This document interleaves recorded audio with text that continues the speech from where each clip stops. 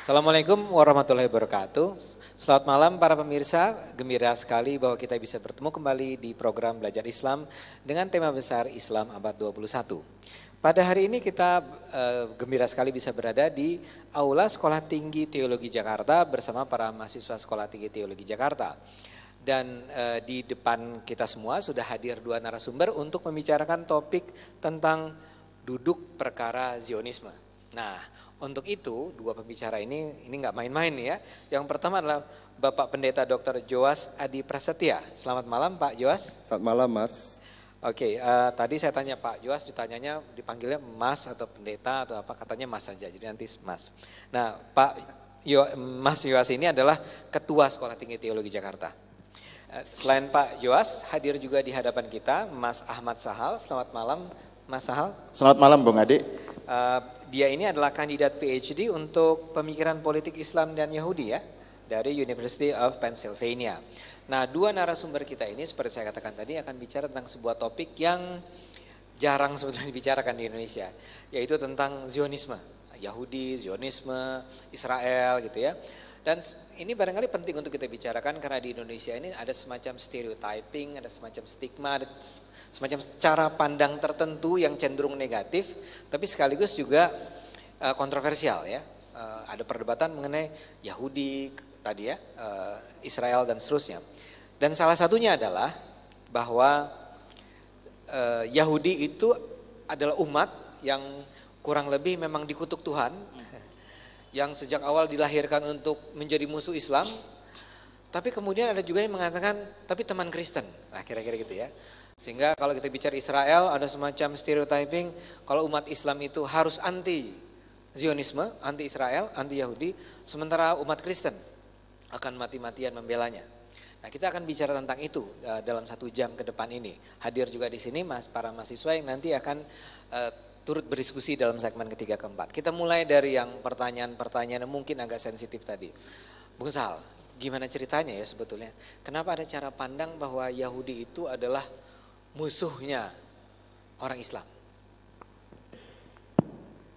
Sebenarnya selama ini kan yang kita lihat dan kita baca dari media adalah penampilan atau representasi dari wajah Zionisme yang memang tidak ada alasan lain selain mengecamnya, yaitu Zionisme sebagaimana ditampilkan oleh rejim Israel sekarang gitu misalnya ya.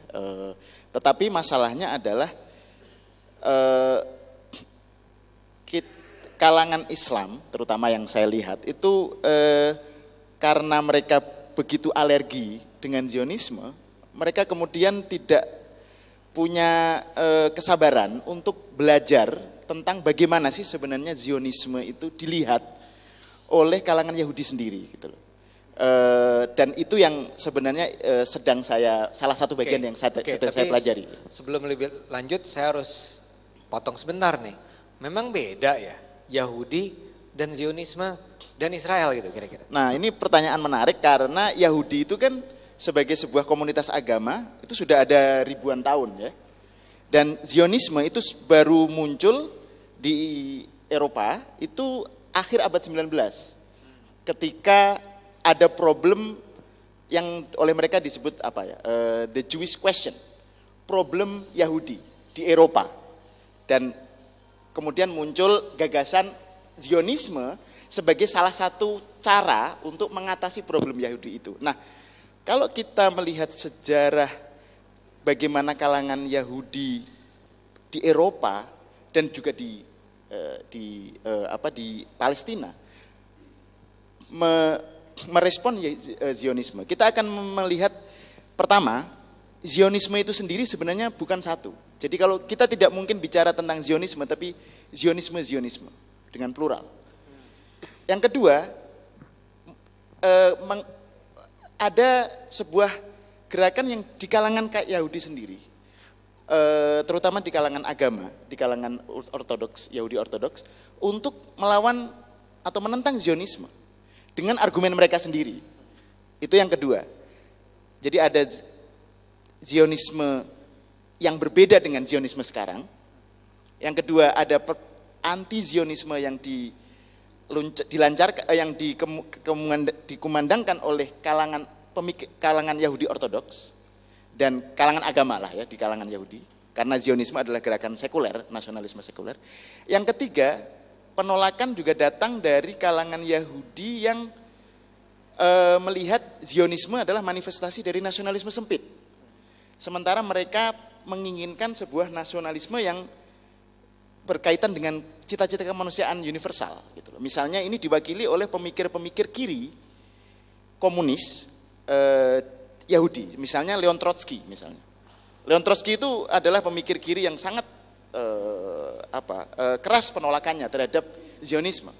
Dan juga kita mengenal pemikir yang juga sangat keras kritiknya terhadap Zionisme, Hannah Arendt misalnya. Jangan lupa bahwa pemikir-pemikir seperti Albert Einstein, Hannah Arendt, pemikir-pemikir Yahudi yang di Amerika itu mereka punya semacam kerinduan atau dukungan juga terhadap ide mengenai Zionisme, tetapi buru-buru kecewa dengan bagaimana Zionisme itu dipraktekkan gitu. Jadi setidaknya ada 3 varian yang luput dari perhatian kita manakala kita bicara mengenai Zionisme. Seolah-olah cuma satu.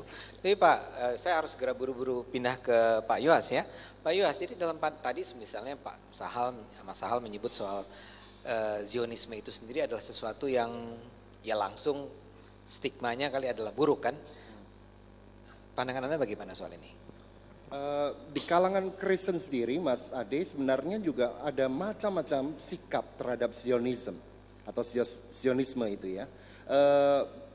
Yang menarik adalah bahwa semakin lama semakin banyak seperti yang Anda sebutkan tadi sikap pro Israel, dan itu dimaknai sebagai pro Zionisme, khususnya di kalangan-kalangan fundamentalis Kristen atau yang kerap disebut juga kalangan Injili, walaupun tidak semua orang Injili itu fundamentalis, dan kalangan karismatik.